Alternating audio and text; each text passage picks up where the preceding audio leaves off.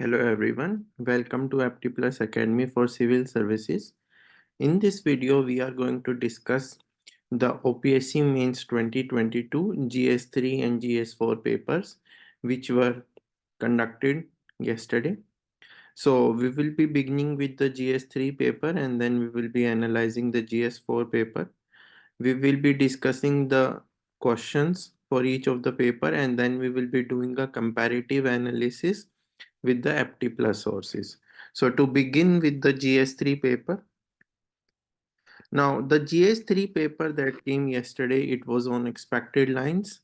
जो trend OPSC ने GS1 and 2 में फॉलो किया था कि एक अनप्रेडिक्टेबिलिटी फैक्टर रखा था उन्होंने, तो सेम थिंग हमें GS3 में भी देखने को मिला। इसमें क्या डिफरेंस था, इसमें जो क्वेश्चंस थे, जो क्वेश्चन स्टेटमेंट थी, उसकी लेंथ थोड़ी बड़ी थी, तो वो एक डिफरेंट चीज थी। साथ में जो हमारा सिलेबस रहता है GS3 का एंड जो मेंशन था, जो सब्जेक्ट्स मेंशन थे सिलेबस में, उसकी कवरेज यूनिफॉर्म नहीं थी, एक बैलेंस नहीं था। एनवायरनमेंट में से बहुत क्वेश्चंस थे, ज्योग्राफी एंड एनवायरनमेंट को जो हम कह सकते हैं। इकोनॉमी थोड़ा हटके कंसेप्चुअल टाइप ज्यादा था। साइंस एंड टेक के बहुत रेयर क्वेश्चंस थे। डिजास्टर मैनेजमेंट के ना के बराबर क्वेश्चंस थे। स्टैटिक कंसेप्चुअल क्वेश्चंस ज्यादा थे, पर जैसे कि मैंने पहले क्लासेस में भी बताया है कि हमें अगर कोई कंसेप्चुअल या स्टैटिक क्वेश्चन भी आता है तो उसको हमें करंट अफेयर से लिंक करना है, तभी हमें वो एक्स्ट्रा एज या एक्स्ट्रा मार्क्स मिलेंगे। तो क्वेश्चंस लेंदी थे बट इजीली मैनेजेबल थे। तो अगर हम क्वेश्चंस को देखें तो फर्स्ट क्वेश्चन था प्लास्टिक पोल्यूशन के ऊपर। वही चीज जो GS1 और 2 में भी देखने को मिली थी कि ओपीएससी ने वो थीम्स उठाई हैं जो कि काफी टाइम से न्यूज में रही हैं। हम ये नहीं कह सकते कि वो अभी रिसेंटली उनका ओरिजिन हुआ है, नहीं। ये और जैसे प्लास्टिक पोल्यूशन है, अगर मैं 2-3 साल पहले बोलता तो मैं ये बोलता कि ये एकदम नया टॉपिक है। बट ये एक ऐसी चीज है प्लास्टिक पोल्यूशन जो अब 2-3 साल से लगभग on a daily basis it remains in the news. ठीक है, तो एक तरीके से इसको हम रिडंडेंट टॉपिक बोल सकते हैं, क्योंकि हम अपनी टेस्ट सीरीज में अब इस टाइप का क्वेश्चन नहीं डालते। हमने जैसे 2 साल पहले ये क्वेश्चन डाला होगा, ठीक है। तो प्लास्टिक पोल्यूशन के ऊपर क्वेश्चन था, बट जो इसमें सब पार्ट्स थे वो काफी सारे सब पार्ट्स थे। हमें सिर्फ प्लास्टिक पोल्यूशन की बात नहीं करनी थी, हमें टेक्नोलॉजिकल इंटरवेंशंस और इसकी पोटेंशियल स्ट्रेटजीज भी बतानी थी। और यहाँ पर हम जनरलाइज्ड पॉइंट्स नहीं लिख सकते, it is a 20 marker question. So we have to bring concepts like waste management, solid waste management, toxic waste management, circular economy, जो आजकल की फ्रेजेस हैं, हमें वो लेके आनी थी इस आंसर में। तो ये फर्स्ट क्वेश्चन था। सेकंड क्वेश्चन था ओजोन डिप्लीशन के ऊपर। अगेन एक ऐसा टॉपिक जो डिकेड्स, मोर देन 2 डिकेड्स चलता आ रहा है। तो एक्सपेक्टेड क्वेश्चंस हैं, जैसे बिल्कुल हट के नहीं है। ओनली थिंग इज कि हम ये एक्सपेक्ट करते हैं कि करंट स्पेसिफिक टॉपिक्स को कमीशन लेके आएगा, बट वो चीज देखने को नहीं मिली। तो अगेन ओजोन लेयर के ऊपर एक क्वेश्चन था, उसके एग्रीमेंट्स पूछे गए थे। तो हम ये भी बोल सकते हैं कि क्वेश्चंस में जो डिटेल्स पूछी गई हैं वो फैक्चुअल डिटेल्स हैं, राइट। तो हम आगे भी देखेंगे। थर्ड क्वेश्चन साइबर सिक्योरिटी को लेकर है। अब इसमें लेयर्स ऑफ साइबर सिक्योरिटी पूछी हुई है। तो अगर कोई जनरलाइज स्टेटमेंट देने लग जाएगा साइबर सिक्योरिटी के ऊपर, एक ऐसे टाइप आंसर लिखने लग जाएगा, तो वहां मार्क्स नहीं मिलेंगे। तो आपको स्पेसिफिक जो लेयर्स हैं उनको मेंशन करना है। अगेन अ सिंपल क्वेश्चन, जिसने भी थ्योरेटिकल पार्ट पढ़ा होगा साइबर सिक्योरिटी को लेकर, उसको ये क्वेश्चन इजी लगा होगा। फोर्थ फाइनेंशियल इंक्लूजन की थीम है हमारे इंडिया में। It has been in the news for the past 1 decade now.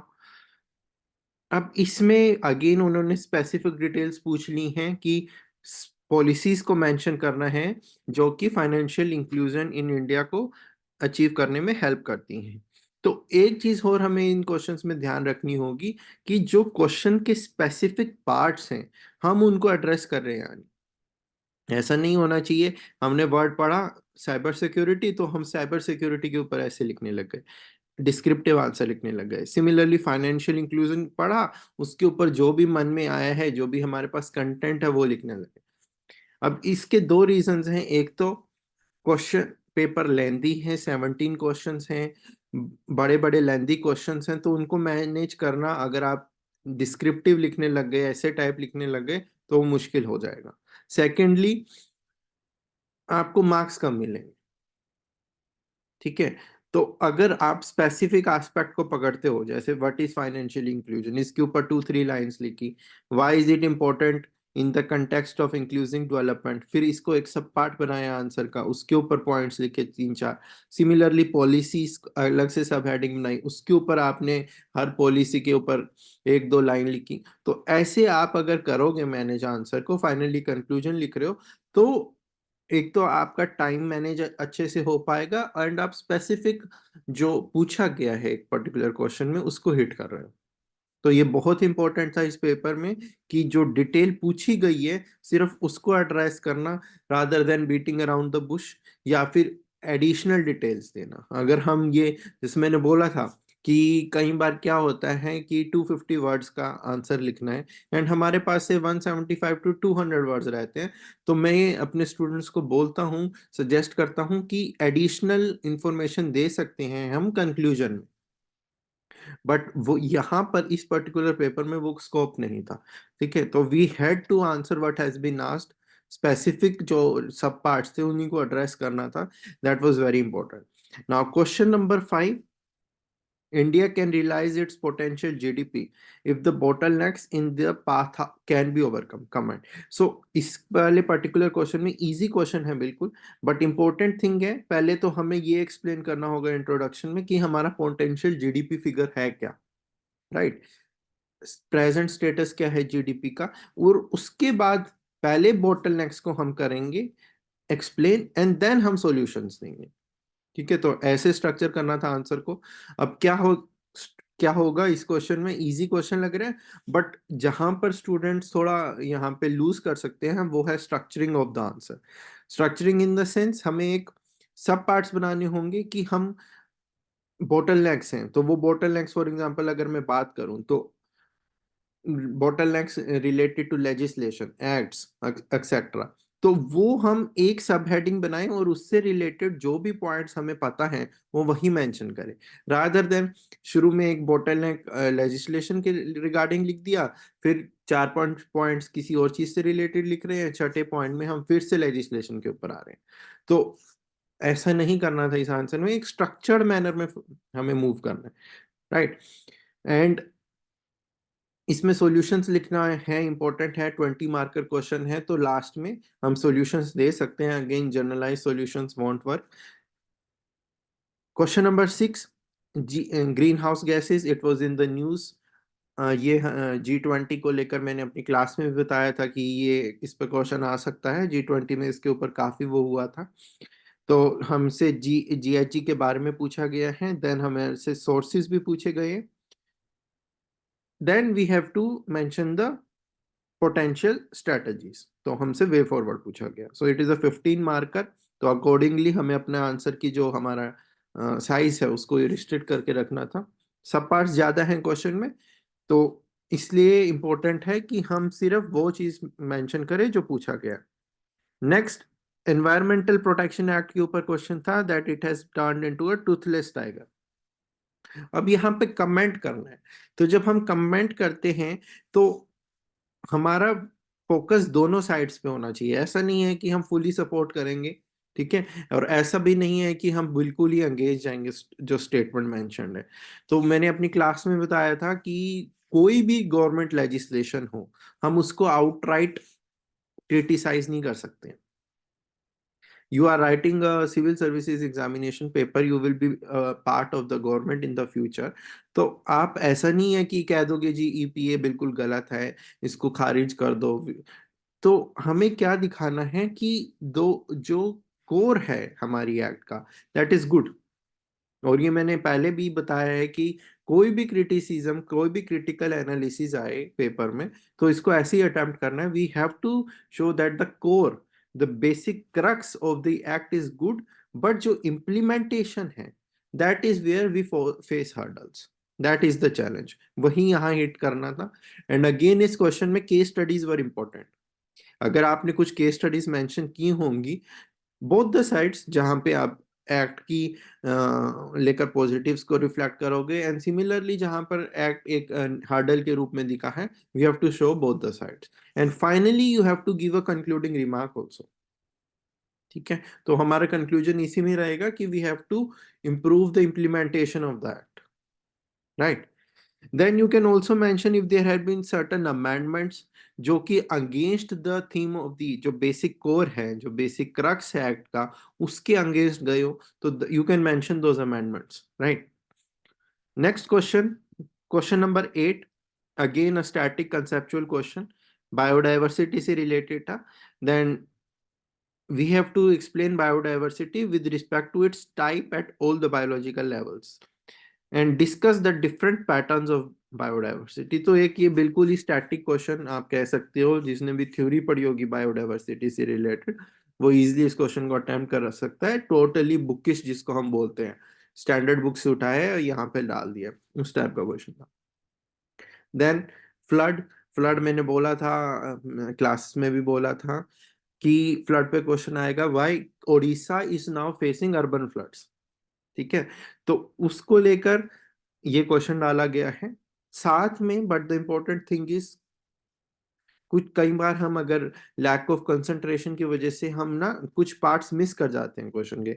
So initially the focus is on flood, what is flood, what are the flood forecasting and warning systems. Now the second part says give the detail of warning about landslide hazard। ठीक है, तो ये हमारा जो हमारा GSI और ये landslide hazard warning है, इस पे हमें एक brief brief information, brief account देना था। ठीक है, तो ये दो सब पार्ट्स थे। So basically there are three sub parts to this question. The warning about landslide hazard, this was also in the news atlas की वजह से। Then the GSI, so you have to mention, you have to give a brief account of both of these also. Then illustrate telemedicine, so it this is, ये तो मतलब एक generalised question था जो एक लेमैन भी जिसको अटेम्प्ट कर सकता था। But again important word is illustrate. तो मैंने आपको अभी बताया था पेपर डिस्कशन के, जो हमारी मेंस की डिस्कशन क्लासेस थी, कि इलस्ट्रेट वर्ड दिखते ही you have to give examples. ठीक है, तो अब ये बहुत बार क्या होता है, स्टूडेंट्स इग्नोर करते हैं इस चीज को। टेलीमेडिसिन के बारे में थोड़ा सा दो तीन लाइनों में बता के कि होता क्या है, then you have to give example. Then the purpose application, ऐसे भी कर सकते हो आप कि जब आप डिस्क्राइब कर रहे हो पर्पस और एप्लीकेशंस का, उसके साथ एग्जांपल्स दे रहे हो। ठीक है, so the important thing is this question was just the examples. Next, repeated theme है डाटा प्राइवेसी को लेकर। What is data privacy? तो this bill was there, data protection वाला। तो explain the different types of data breaches. तो ये आपने इसमें फिर से आपका स्टैटिक पार्ट आ गया, define data linkage and profiling. तो बहुत सारे सब पार्ट्स हैं हर एक क्वेश्चन में, इजी क्वेश्चन है बिल्कुल। करंट अफेयर्स से भी, अगर किसी ने करंट अफेयर्स भी अच्छे से किया होगा, तो उसमें भी ये मेंशन रहता है, ये सारी जो कंसेप्ट्स हैं क्वेश्चन में। So it is a very easy question. Now this is a very good question, critically examine the role of PPPs. ठीक है, तो ये हमने डिस्कस किया था मेंस की डिस्कशन क्लासेस में। In infrastructure development of the country, give a site a few successful stories. ठीक है, तो मैंने क्लास में बताई थी फ्यू एग्जाम्पल्स जहां पे पीपीपी का इम्प्लीमेंटेशन अच्छा नहीं रहा है। इन्होंने पूछा हुआ है जहां पे अच्छा रहा है। ठीक है, तो अगेन क्रिटिकली एग्जामिन वर्ड है, तो हमें बहुत साइड्स रिफ्लेक्ट करनी होंगी, और हमारा जो फोकस रहेगा ज्यादा, वो चैलेंजेस रिलेटेड टू पीपीपी रहेगा। ठीक है, so that was the main thing यहाँ पे जो हमें पता होना चाहिए। Then you have to give successful stories, आप मेट्रो वगैरह का जो अपना एग्जांपल्स हैं वो दे सकते थे। Then the question, this question is was the most important question according to me in this paper, the question number 13, the structural change in Indian economy is a case of the missing middle. Do you think that this kind of structural change can help the economy in becoming a developed one? ठीक है, तो यहाँ पर missing middle के दो में meanings में decipher कर पा रहा हूँ। फर्स्ट ऑफ ऑल जो मुझे लगता है कि 90% यही होगा, दैट जो हमारा इंडस्ट्री है, मैन्युफैक्चरिंग हमारा सेक्टर है, उसमें हमें ये देखने को मिलता है कि most of the industries in the manufacturing sector they are either of the bottom level or of the top level. By the bottom level, I mean they are very small scale in micro types. And या फिर वो बहुत large हैं business, जो हमारे business houses हैं, top business houses of the country, वो हैं। जो हमारा portion of the medium enterprises है, दैट इज वेरी मिनिस्क्यूल। ठीक है, अब एमएसएमई सेक्टर में अगर हम देखें तो माइक्रो डोमिनेट कर रहा है, the middle one they are not there. ठीक है, तो अगर आप परसेंटेज देखोगे तो बहुत ही कम परसेंटेज है of the medium enterprises. So that was the focus of this question. Second चीज जो हम बोल सकते हैं वो ये है कि जब इंडियन इकोनॉमी का जो हमने ग्राफ देखा है, that has move from agriculture to directly service sector. हमने एक तरीके से जो मिडिल हमारा सेक्टर है मैन्युफैक्चरिंग, उसको बाईपास कर दिया। सो वो भी एक हम ले सकते हैं मिसिंग मिडल। तो दोनों हैं, बट जो मेरे को लगता है that is the related to your medium enterprises. हमें उनका पोर्शन, उनका परसेंटेज उसको बढ़ाना होगा। ठीक है, so it was a very difficult question इसको डिसाइफर करना, फिर उसके ऊपर कंटेंट लिखना। You had to had the statistics for this also. Now question number 14, this question is related to growth inequality. ठीक है, तो ये तो एक जो हम कहेंगे ग्रोथ वर्सेस इंक्लूसिव डेवलपमेंट वाला जो फोकस रहता है हमारा एरिया, उस पर क्वेश्चन है।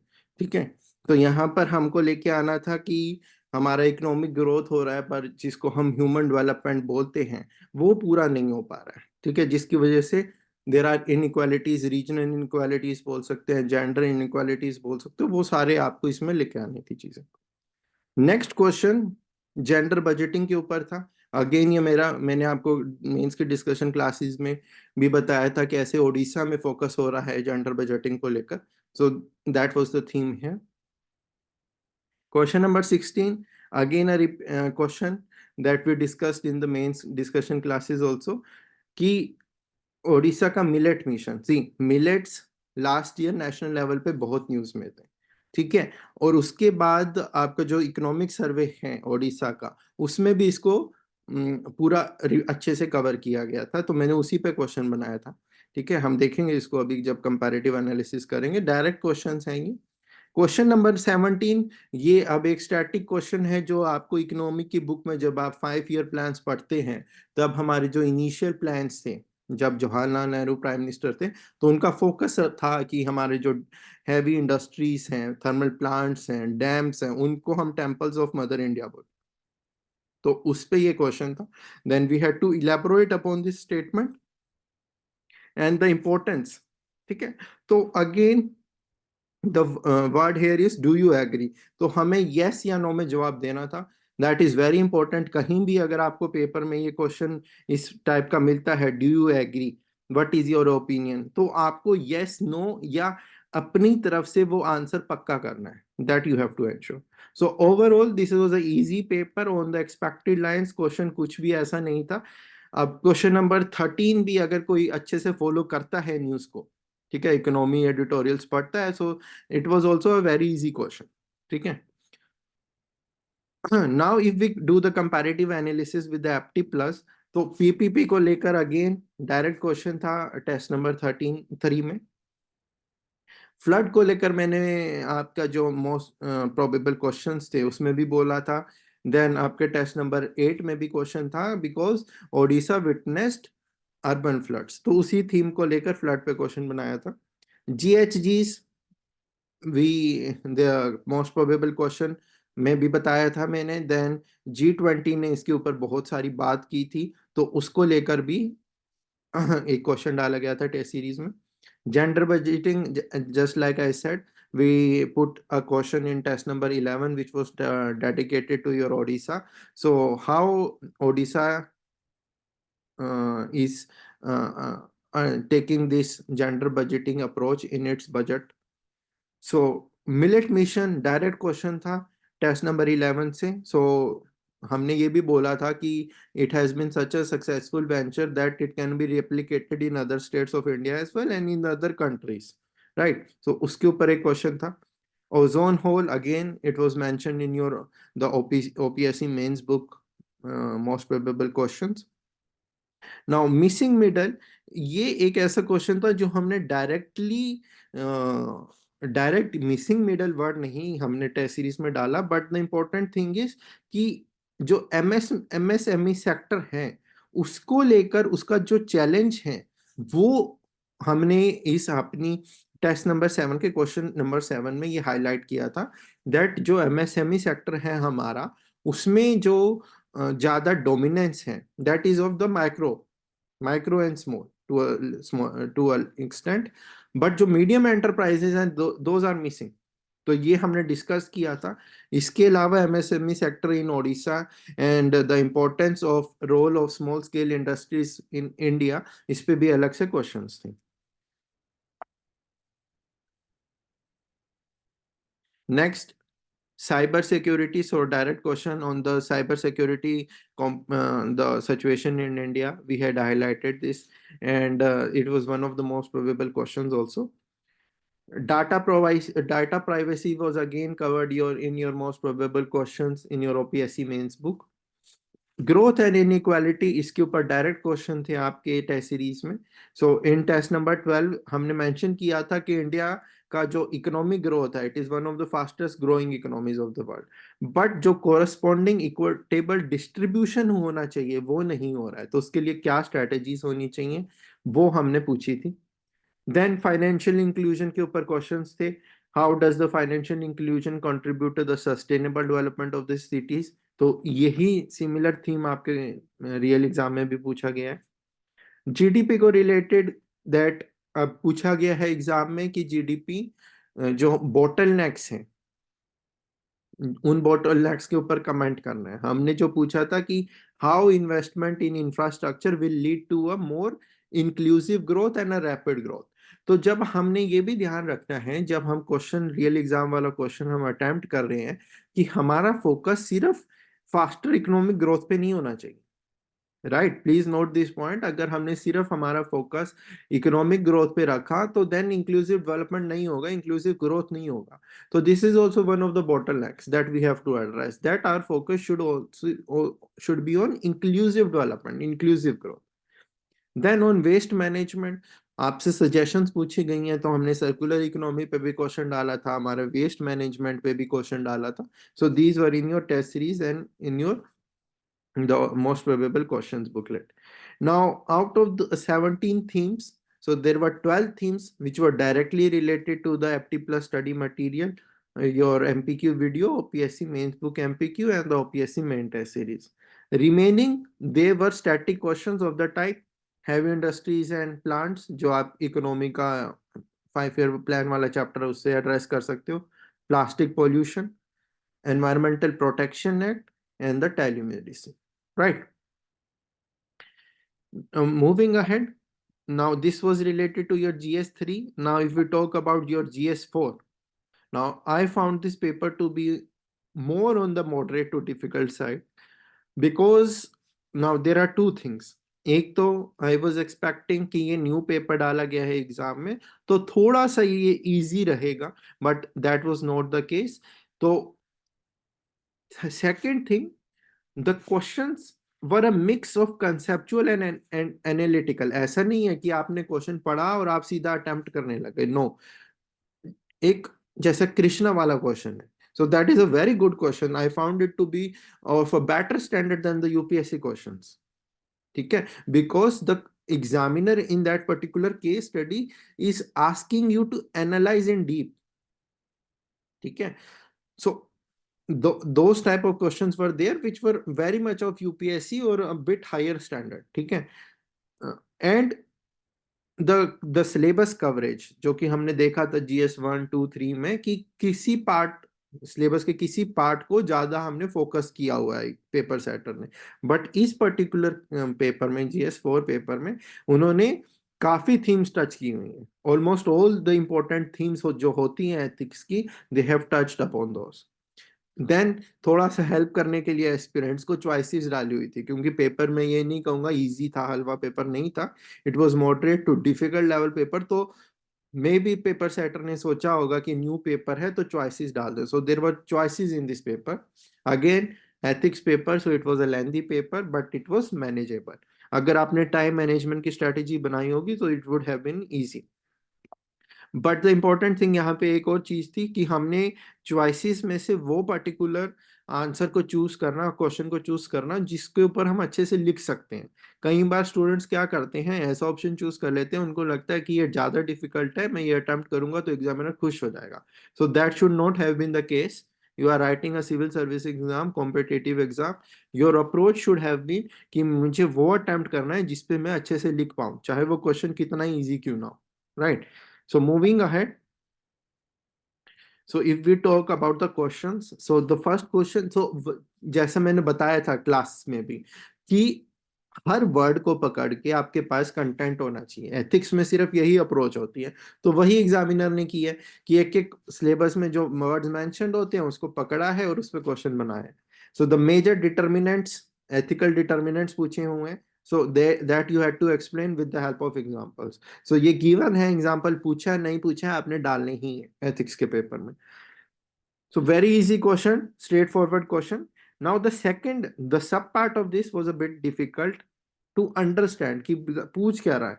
So examiner is asking कि वो practices बताओ, specific practices बताओ जो कि हर एक फेस स्फेयर में बाइंडिंग है, be it your personal sphere, organisational sphere, public sphere, आप कहीं भी डील कर रहे हो वो एथिकल प्रैक्टिसेस सारी जगह माइंडिंग ही रहेगी। For example, let me give you an example, being honest.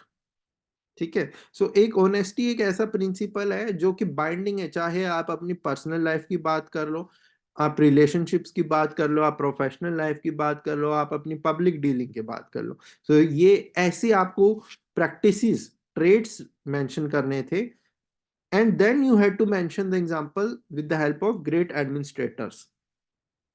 ठीक है, तो वो चीज आपने, एंड प्लीज नोट यहाँ पे ग्रेट एडमिनिस्ट्रेटर्स लिखा हुआ है, सो मेंशन द नेम ऑफ दो सिविल सर्वेंट्स, दो पॉलिटिकल एग्जीक्यूटिव्स, वो नेम्स आपने मेंशन करने थे, नोट स्पेसिफिक टू इंडिया, आप ग्लोबल एग्जांपल्स भी दे सकते थे। देन सेकंड क्वेश्चन इंटीग्रिटी पे है, बट यहाँ पर अगेन एक फैक्चुअल पार्ट, सब पार्ट भी है जहां पे उन्होंने लिखा हुआ है types of integrity. So in that case you had to mention your personal integrity, professional integrity, moral integrity, intellectual integrity, etc. तो वो आपने मेंशन करना था। इजी क्वेश्चन है, इजीली मैनेजेबल। इसका जो सेकंड था, जो चॉइस क्वेश्चन था, that was on normative ethics. Now अब कई बार स्टूडेंट्स को लगता है ये नॉर्मेटिव वर्ड क्या है, मैंने तो पढ़ा ही नहीं है। बट अगर आप ध्यान से देखोगे, इट सेज नॉर्म से रिलेटेड है, नॉर्म्स। ठीक है, so normative ethics is universal, universal. So जो नॉर्म्स हैं those are universal, but prescriptive ethics is contextual, मतलब वो कंटेक्स्ट के हिसाब से होता है प्रिस्क्रिप्टिव एथिक्स। ठीक है, तो हमें इसके ऊपर क्वेश्चन पूछा गया है, इजी क्वेश्चन है, अगर ध्यान से पढ़ते, किसी ने नहीं भी पढ़ा है इस पर्टिकुलर कंसेप्ट को, वो भी इसको अटेम्प्ट कर सकता है, राइट? देन 10, अब question number 3 again, it says 10 major aptitudes that are necessary for a good civil servant with suitable examples।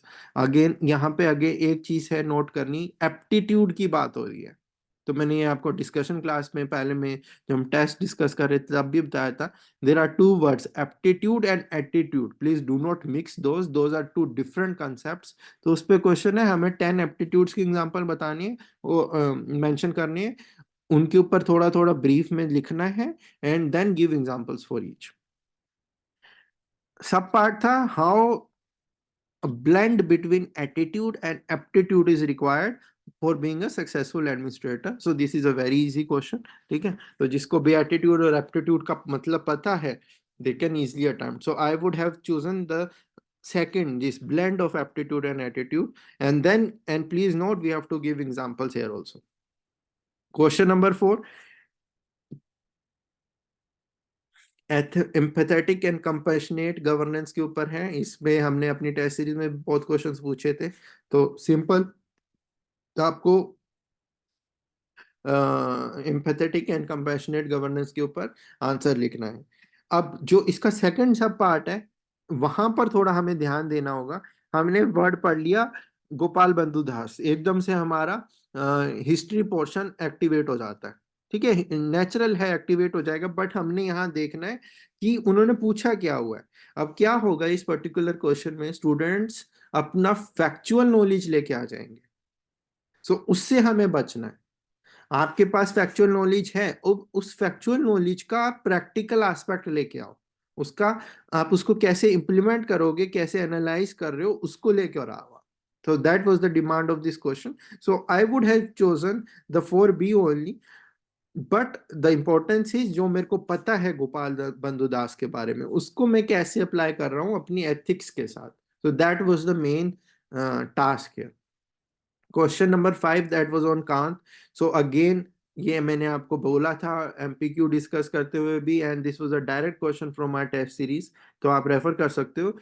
तो ये एक्सपेक्टेड था कि किसी ना किसी फिलोसोफर को एग्जामिनर पेपर सेटर पक्का चूज करेगा। So that was a direct question, easy question है। अगर किसी ने नहीं भी पढ़ा है तो स्टेटमेंट्स सेल्फ एक्सप्लेनेटरी हैं। सो यहाँ पर देखो, जब भी एग्जामिनर पेपर सेटर एक तो नाम मेंशन कर रहा है फिलोसोफर का, दूसरा वो पूरे डिटेल में बता रहा है चीजों को, वहां पर आपको उस फिलोसोफर के बारे में बैकग्राउंड नॉलेज की कोई रिक्वायरमेंट नहीं। स्टूडेंट सोचते हैं कांट वर्ड लिखा हुआ है तो मुझे कांट के बारे में लिखना ही है, फैक्चुअल डिटेल्स मेंशन ही नहीं करनी है। No, that is not the case है। आपको जो एग्जामिनर ने 3 स्टेटमेंट्स लिखी हुई हैं, इनको एक्सप्लेन करना है with the help of examples in the context of civil servants, right? So that is the task here.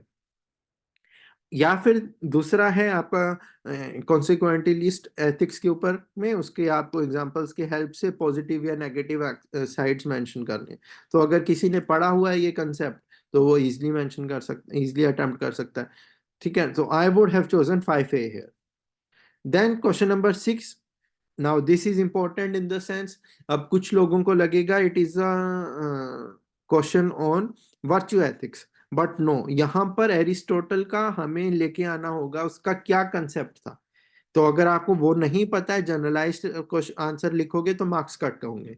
हमें एरिस्टोटल का ही नोशन बताना है, उसका क्या ओपिनियन था नॉर्मेटिव एथिक्स, वो सॉरी वर्च्यू एथिक्स को लेकर, we had to mention that. ठीक है, and then how it is conducive, वो अलग सा पार्ट है, but the important thing to note here is that we should be aware of what was Aristotle's notion of that. Then question number 7, it was on the utilization of public funds. Easy question है, generalised question है, so you can take examples. यहाँ पे भी अगर examples लिख रहे हो तो आप इंडिया स्पेसिफिक एग्जांपल्स दे सकते हो, आप कहीं किसी और कंट्री का एग्जांपल भी दे सकते हो, पर examples are a must. Then transparency and right to information adopted for the administration, इसका इंपॉर्टेंस पूछा गया है। एंड प्लीज नोट, ये आरटीआई के ऊपर क्वेश्चन नहीं है। ठीक है, right to information in general, so please don't get confused here. So आपने इसके ऊपर, ये ट्रांसपेरेंसी ही मेजर थीम है इस पर्टिकुलर क्वेश्चन का। Next question number 9, so this was again corruption in infrastructure projects. So that was the theme of this question, जिसके ऊपर एक क्वेश्चन बनाया गया था, very easy question. Question number 10 corporate governance के ऊपर है। Moral obligations we had to explain on which the corporate responsibility is fixed. तो बेसिकली हमने ये बताना था, जो कॉर्पोरेट रिस्पॉन्सिबिलिटी होती है वो किन फैक्टर्स के ऊपर फिक्स की जाती है। So that was the basic theme. Question number 11 was on your non violence, सत्य, ऑल दीज। आपने, अगर आपको हिस्ट्री अच्छे से याद है, सो ये आपका जो जैनिज्म है उससे रिलेटेड है, बुद्धिज्म जैनिज्म से related, that ahimsa, satya brahmacharya. And one thing that I would like to mention कि अगर आप, कई बार क्या होता है कि स्टूडेंट्स दे गेट कंफ्यूज्ड, ठीक है, एथिक्स का पेपर लिख रहे हैं, कई बार स्किप हो जाता है माइंड से कि GS1 में बुद्धिज्म था या जैनिज्म था, ठीक है, या याद ही नहीं आता ये एक रिलीजन से रिलेटेड है। तो दैट इज नॉट नेसेसरी कि आपको ये पता हो। Your focus should have been on these virtues. Secondly, अब कुछ स्टूडेंट्स क्या करेंगे, दे विल डाइग्रेस, ठीक है, जैनिज्म से रिलेटेड है तो वो लिखने लग जाते हैं the virtues as propounded by Jainism, ठीक है। So that was not the question here, आपको इन्हीं वर्ड्स पे फोकस करना था। Then again the basic theme of empathy, यहां पर क्या है, एक जगह तो आपका ह्यूमनिज्म है कि आपने कुछ देखा, फॉर एग्जांपल हमने ये बहुत बार डिस्कस किया है अपना क्लास में कि whether stealing from a medical shop, from a chemist shop to save life of a particular person, is it justified?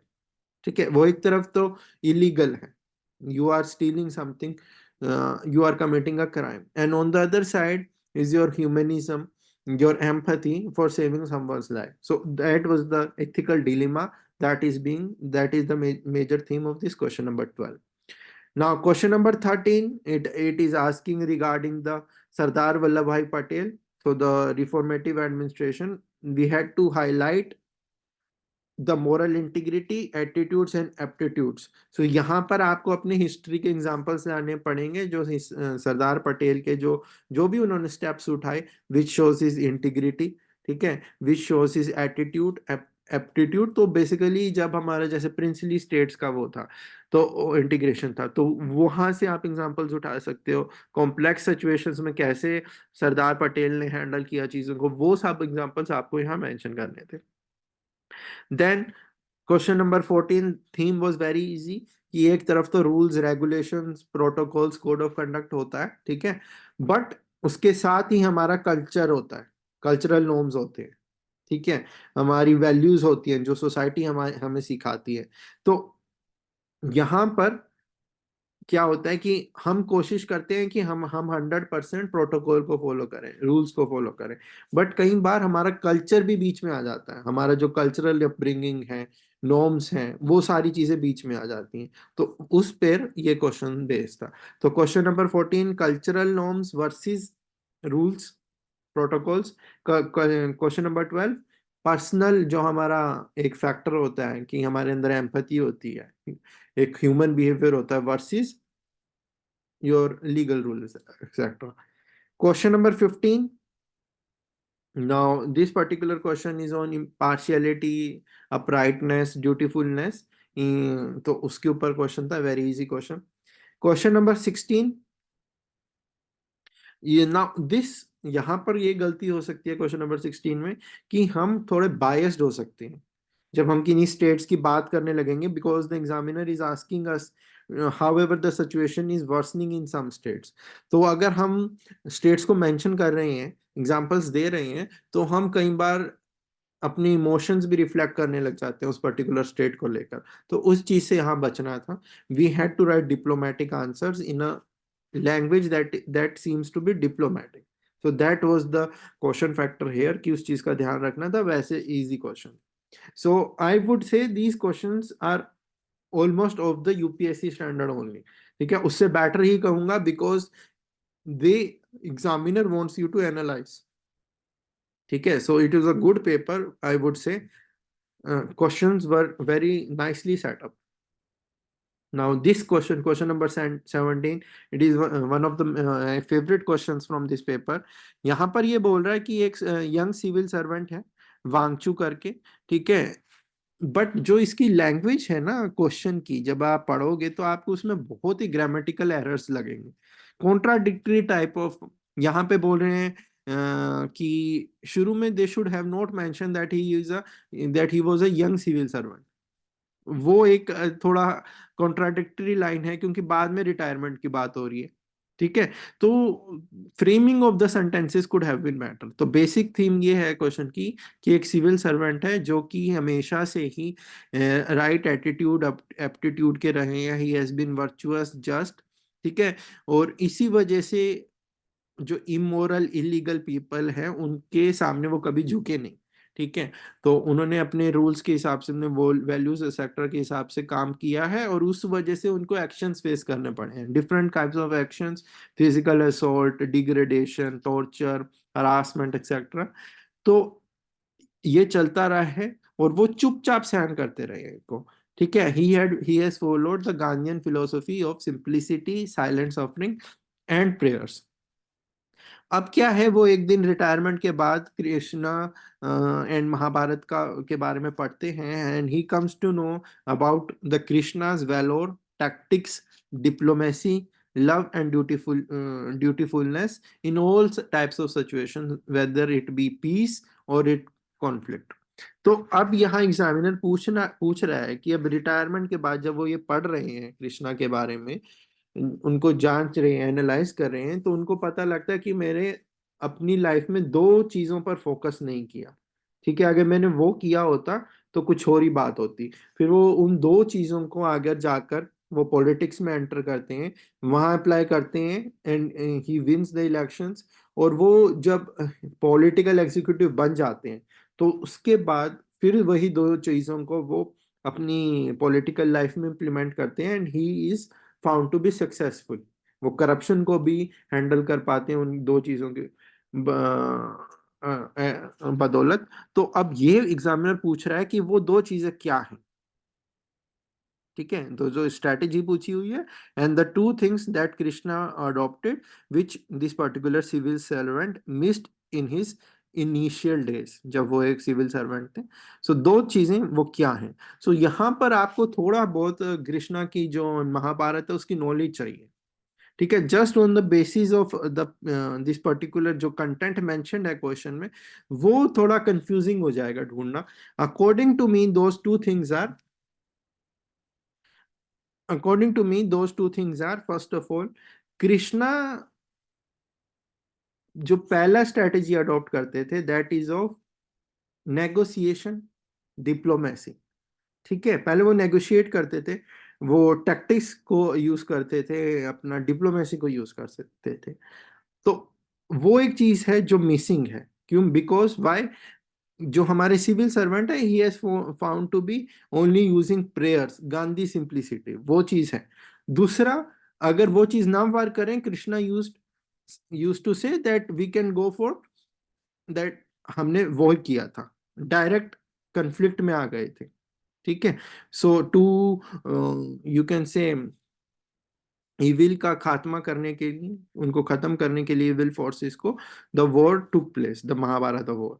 Now ये चीज द सिविल सर्वेंट ने अपनी लाइफ में नहीं अपनाई, ठीक है। उन्होंने अपनी लाइफ में the only thing that he was he made use of was prayers, silent suffering.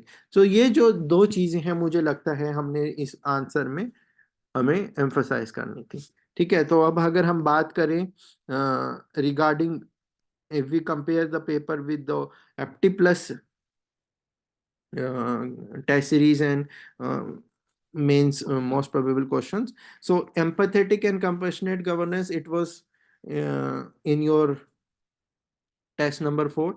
Similarly, in your OPSC mains book also the question was on empathetic and compassionate governance. So इसमें कुछ दिक्कत नहीं थी। Corporate governance को लेकर मैंने test series में भी क्वेश्चन डाला था, साथ में मैंने क्लास में भी बोला था, it is one of the important topics. Now Immanuel Kant को लेकर direct question, as you can see on the screens, that act only according to that maxim where you can at the same time will that it should become a universal law। ये similar question है आपका जो question आया है real exam, question number 5, as you can see, fifth का A है जो। So similar question was there, same question was there.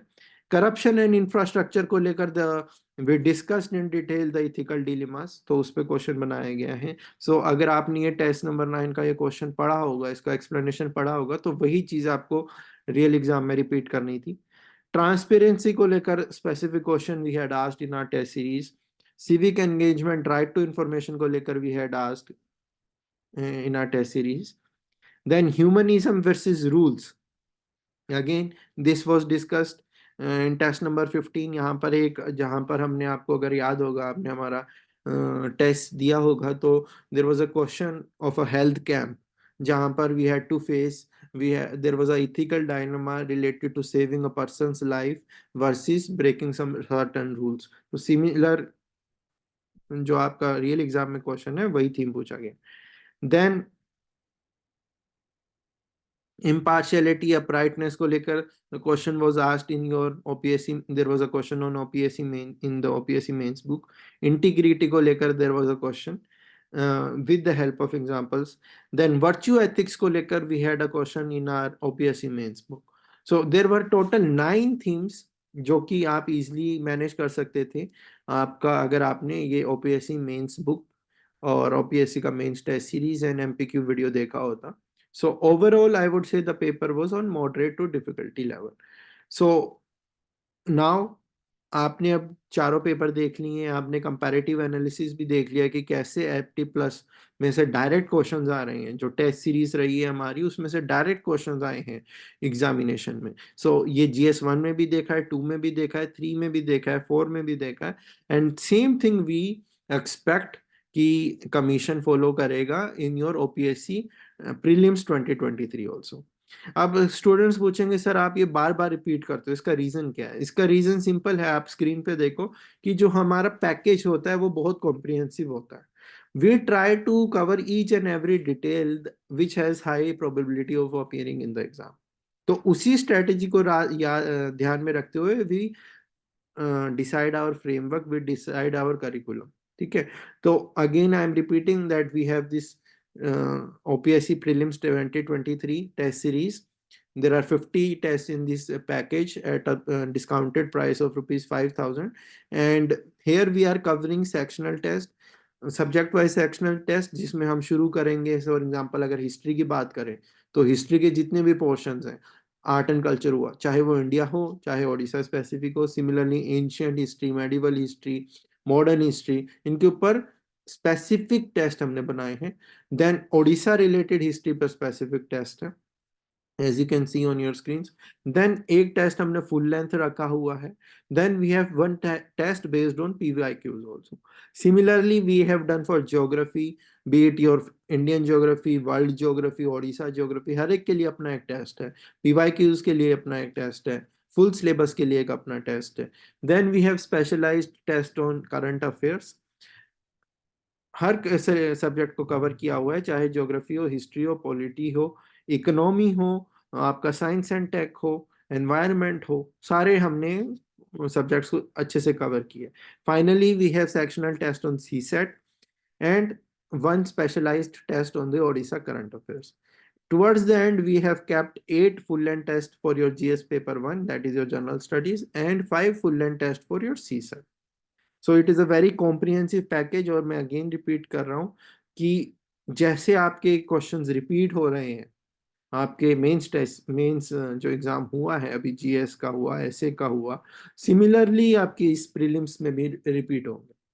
ठीक है, so I suggest to you people that please now is the right time to enrol in this test series, क्योंकि now is the right time to practise and to evaluate your performance. ठीक है, so wish you all the best for your remaining 2 examinations, that is your optional papers, and for the prelims giving aspirants I would suggest, so please enroll into this test series and get access to those particular questions, those particular content which have very high probability of appearing in the exam. So thank you for watching this video. Best of luck for your exam.